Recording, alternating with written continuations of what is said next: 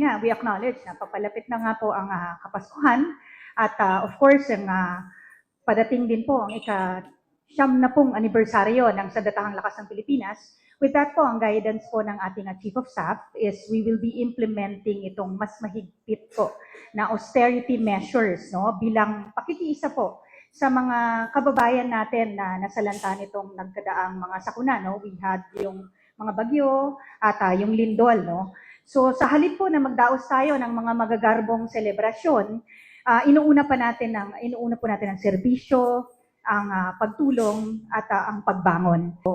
With our activities for our 90th anniversary, ipapasalamatan po natin lahat po ng ahensya, lahat ng LGUs, volunteers, private sector partners, pati po ang mga ordinaryong Pilipino po na nagkakaisa para po maibsan itong dinaranas na paghihirap ng ating mga kababayan na nasalanta po nito.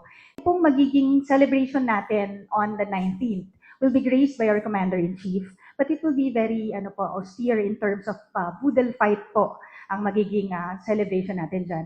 And we'll also be honoring stakeholders, and meron din po tayong presentation which through a concert. Ito pong mga uniform personnel together with our youth sector. Ang tawag po dito is Tribute, para po tribute sa ating mga kababayan, the youth and the MUP together.